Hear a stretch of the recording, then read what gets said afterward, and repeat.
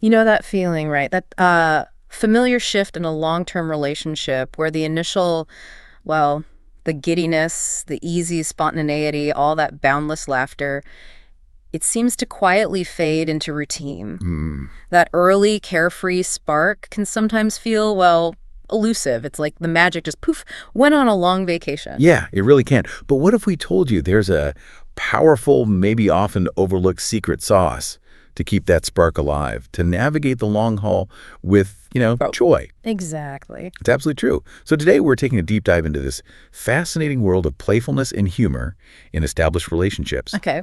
Our mission really is to unpack how these seemingly lighthearted elements are actually crucial for mental health, emotional well-being, and for building a truly deep connection. Right. Things we might just dismiss. We'll explore why they often get forgotten amidst, life's responsibilities, mortgages, kids, work, Yeah, the daily grinding. and more importantly, how you can intentionally bring them back.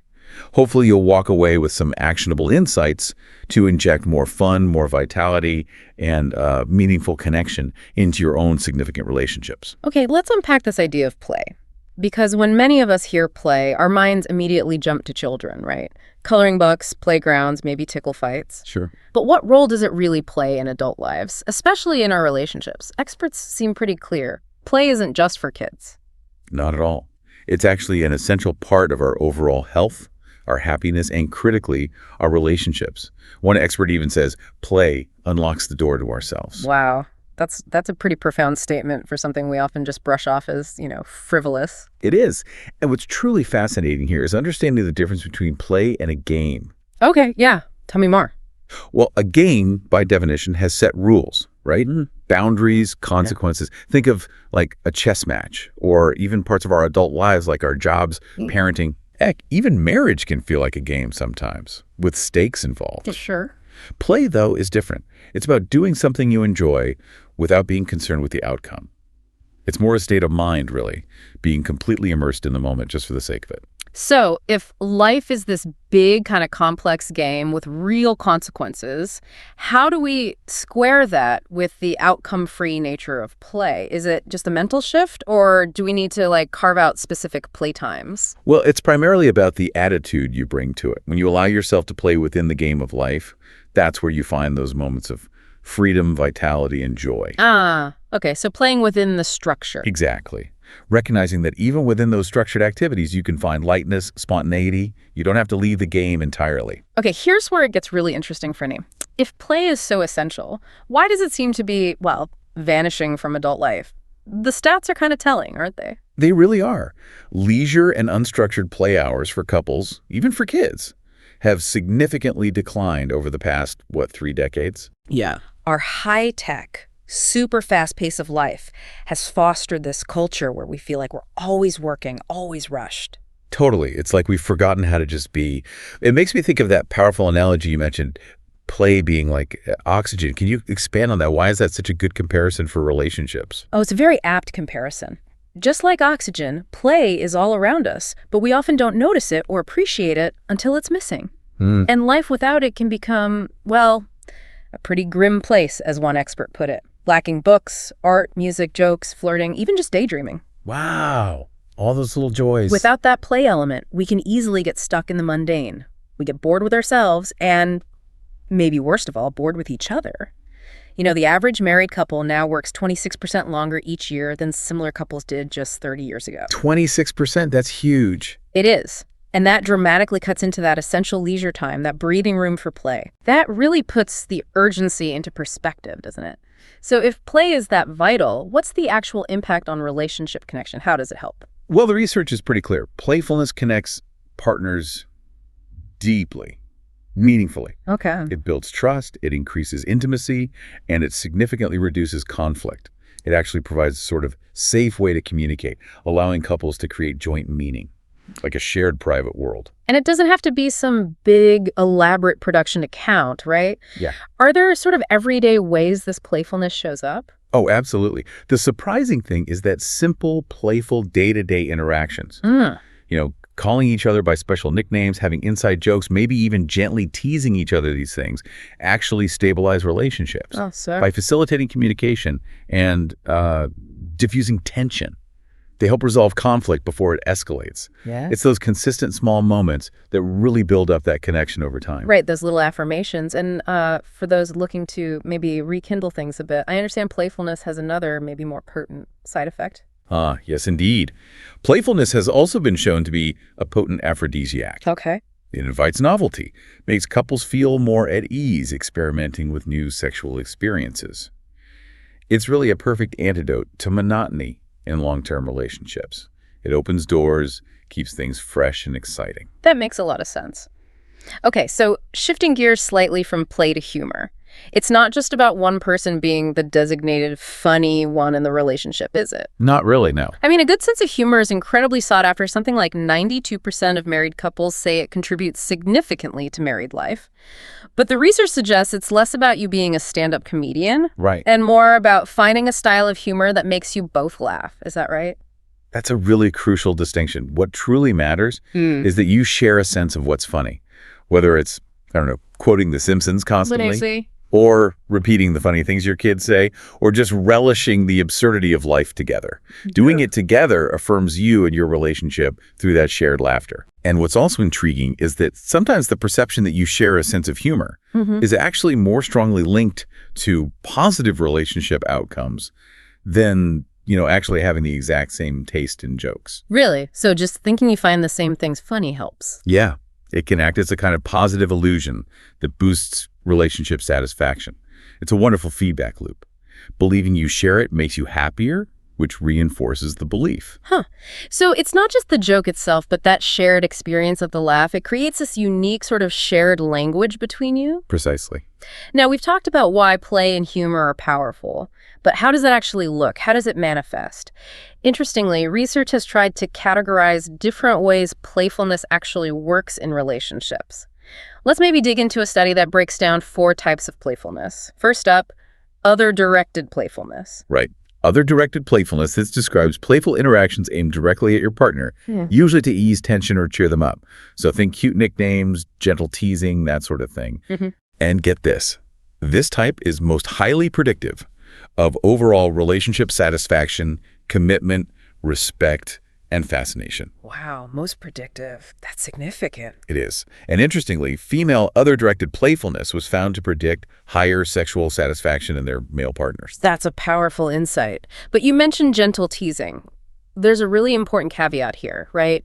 This isn't about sarcasm or teasing used to put someone down. Oh, absolutely not. That's crucial. Sarcasm or teasing used to demean is a sign of contempt, which is toxic. It's not playfulness at all. The intent behind it has to be positive, affectionate. Got it. Intent matters. Okay, what's the second type? The second type is intellectual playfulness. This is about making clever plays on words, talking through imagined scenarios, enjoying the complexity of issues together.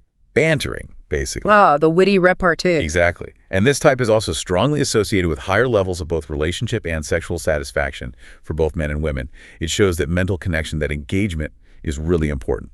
Okay. And then there's whimsical playfulness. That sounds fun. It is. It's a preference for unusual people or situations, or maybe reframing the mundane, the banal, as enjoyable. Finding the funny in the everyday stuff. How does that one typically affect relationships? It seems to have less of a direct impact on overall relationship satisfaction compared to the others, but it is linked to respect and an interest in keeping the relationship stable. Yeah. It's about finding that shared, maybe slightly quirky joy. Right. And the fourth type, lighthearted playfulness. Yeah, lighthearted playfulness. This is more about adopting a worldview that values improvisation, sees life more as a playground than a battlefield. Okay. This type is generally unrelated to relationship satisfaction, but it can predict respect. However, there's a catch. Oh. It can backfire if it's used to make serious situations seem less serious than they are. That can lead to mistrust if your partner feels like you're not taking important things or their feelings seriously. So it's a delicate balance with that one. Right. So it's not just if you're playful, but how you express that playfulness and when. Exactly. Okay, so beyond these types of playfulness, there are also different humor styles that have distinct impacts. Let's maybe touch on the positive ones first. What helps? Absolutely. So affiliative humor is a really positive style. This involves saying funny things, telling jokes, sharing funny stories, all aimed at building the relationship, building intimacy. Okay, connection-focused humor. Right. And this style is positively related to relationship satisfaction, particularly for men. And when women use affiliative humor, it also positively impacts men's satisfaction. So it seems particularly beneficial for the guys. Interesting. Another positive style is self-enhancing humor. This is characterized by having a generally humorous outlook on life, being amused by life's incongruities, using humor to cope and maintain a positive perspective, even when things are tough. Sort of finding the silver lining with a chuckle. Pretty much. And this is also positively associated with relationship satisfaction, again, particularly for males in the studies. Okay, those sound like genuinely connective, healthy forms of humor. What about the flip side? What are the less beneficial styles we should maybe watch out for? Well, the big one is aggressive humor. This includes sarcasm, teasing, ridicule, derisive humor, anything used to put down or attack. This is consistently a bad sign for relationships, especially when it's directed at the partner. Right. That makes total sense. It just doesn't positively contribute to satisfaction at all. It actively harms it. Then there's self-defeating humor, making fun of yourself, putting yourself down for a laugh. How does that play out? Research found little direct or indirect influence on relationship satisfaction from this style. So it seems largely neutral in terms of relational benefit. Maybe not harmful, but not particularly helpful either. Okay, good to know. So aggressive humor is the main one to avoid. That's a clear warning sign, isn't it? Humor meant to hurt just isn't going to build connection. Not at all. Now, let's talk about the specific functions of humor within a relationship. What purpose does it serve best? Okay, so the most consistently positive function of humor, hands down, is simply sharing enjoyment, just bringing levity, having a laugh together. This significantly mediates the positive humor styles and relationship satisfaction for both men and women. So just having fun together. Simple as that, yeah. Using humor to express affection, showing love, paying a compliment, some romantic bonding through humor that also positively influences satisfaction. Nice. What about using humor in tougher situations, like coping or during conflict? That's where it gets trickier. Using humor to cope with stress or to let go of conflict actually showed little consistent benefit to relationship satisfaction in the research. Really? I would have thought diffusing tension with a joke might help. Sometimes it might, but the data doesn't consistently back it up as a satisfaction booster. In fact, in some cases, using humor to let go of conflict was actually negatively associated with male satisfaction. Huh. Why do you think that is? It might be perceived as dismissive, maybe, like you're not taking the issue seriously, as we discussed with lighthearted playfulness. It suggests that deploying humor during disagreements is a very, very delicate art. You have to read the room carefully. Yeah, sounds like it. What about using humor to apologize? Again, little direct impact shown on relationship satisfaction. It can still be a useful communication tool, maybe to soften a difficult message or ease the delivery of an apology. But it doesn't seem to be the apology itself that boosts satisfaction via humor. So it really highlights that the best use of humor is deliberate, intentional, aimed at connection and shared enjoyment, not necessarily for navigating conflict or self-deprecation. That seems to be the takeaway, yes. Yeah. It's not just about being funny, but how you're funny and why you're using that humor. Okay, this all sounds great in theory, but, life happens. How do we actually do this? How do we inject more play and humor into our relationships when everything feels so demanding and serious? Well, I think cultivating a playful mindset is absolutely key. It starts internally. You really don't have to take yourself or life quite so seriously all the time. Practice silliness. Maybe even start with small things when you're alone, just to build that comfort level. Find what feels genuinely joyful to you first. That's a great starting point, just internalizing it. It's like a skill, right? And like any skill, it can be developed with practice, with intention. Absolutely. And I suppose you should also be prepared for maybe a little resistance from your partner if they're not used to you suddenly being more playful. That's a fair point. They might be surprised or even a bit hesitant at first, but the key is probably to commit to staying open. Maybe hold your ground gently. Model that playfulness for your loved ones. Show them it's a worthy way for adults to be too. Okay, modeling it. I like that. Now let's get practical. What are some actionable tips for couples to actually boost fun and connection? Okay, first one, surprise each other. Plan a random day out. Maybe eat dinner in the garden unexpectedly, leave cute little notes around the house. The insight here is that novelty, doing something different, actually stimulates the brain's reward system. Ah, the dopamine hit. Exactly. It creates excitement, anticipation, and that directly translates to renewed interest and delight in your partner. Yes. Okay, what else? Educate each other, Discuss books you're reading, current events, debate a movie you watched, visit a local gallery together. That intellectual stimulation is so vital for a deepening partnership, right?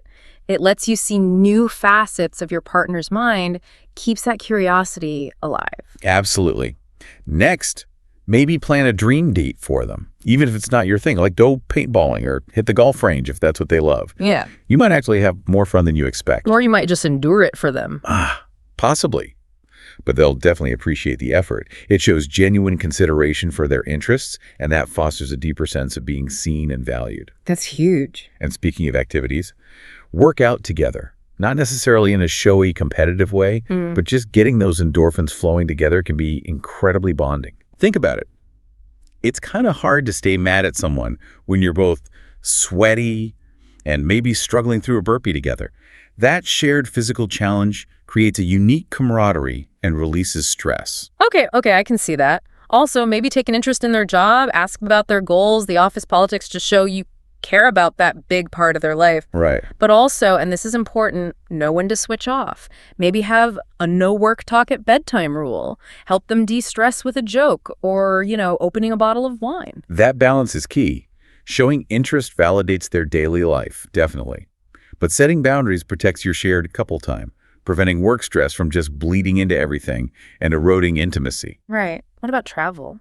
Consider a friend's vacation. Yeah. Traveling with other couples can be surprisingly fun.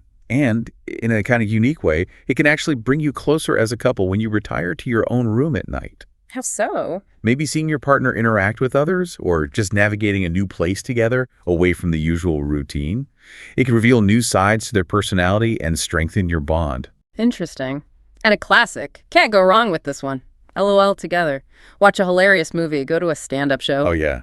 There's really nothing quite like simultaneous laughter to make you feel connected and, frankly, in love. It's a powerful physiological and emotional bonding agent. So simple, but so effective. And don't forget to compliment each other. Regularly tell your partner they look attractive, handsome, beautiful, whatever fits. Seems obvious, but maybe gets forgotten. It often does. But compliments are crucial for confidence. They affect everything from intimacy to how someone feels about their career. And they directly reinforce those positive feelings for each other. Yeah, absolutely. And perhaps one of the most effective but maybe hardest to embrace as adults. Goof off. Yes. Just be silly. Remember that silly, carefree energy from the beginning of your relationship. Just try to tap back into that. Exactly. Yeah. Embracing silliness often bypasses our adult inhibitions. It can reactivate those spontaneous connection patterns that mimic the early, carefree stages of a relationship. It's a powerful way to reset intimacy. Just let that inner kid out sometimes. I love that. Okay, what else? Tech is a big one these days. Oh, huge. Disconnect from technology. Turn off the TV, the computer, the phone, maybe for at least 2 hours daily. If possible, just to be fully present with each other. That's tough for a lot of people. It is, but it's critical. This isn't just about being present in a vague sense. Studies show that constant digital distraction actually impairs our ability to fully engage and empathize. So creating dedicated tech-free zones is a really crucial tool for restoring genuine connection. Okay, and related to that. Let your minds wander together. Recall activities you used to enjoy or maybe always wanted to do before technology became so central in our lives. So dig back into the pre-smartphone era of your relationship. Kind of. It helps you rediscover shared passions, unearth new ideas for connection that aren't just tied to screens. And crucially, you mentioned this earlier, initiate play dates. Actually invite your partner to play with nothing specific planned or structured. Just let the interaction evolve naturally. Yes, that low-pressure invitation encourages authentic, spontaneous interaction. It fosters true connection rather than feeling like another scheduled obligation. Right. And incorporate physical play. Go for a walk, ride bikes, skate, swim together. Even things like, playful tickling or chasing around the house. That physical play creates closeness and nonverbal intimacy. It builds connection beyond just words. Okay. And for those feeling a bit more adventurous. Well, you could consider role-playing and fantasies. This can add a really imaginative dimension, allowing you to step out of your usual routines and see each other in a totally new light. Yeah? It introduces novelty and shared exploration into your most intimate moments. Okay, lots of concrete ideas there. Now, it's probably worth noting as we talk about creating fun and connection that couples choose different paths, right? The source material touched on this idea of, what was it, relationship anarchy versus more intertwined lives. Yes, that's an important point for perspective. Some proponents of what's sometimes called relationship anarchy suggest keeping things like personal spaces, money, hobbies, even friend groups quite separate. Why? What's the thinking there? The idea is to reduce potential conflict points and prevent predictability from setting in.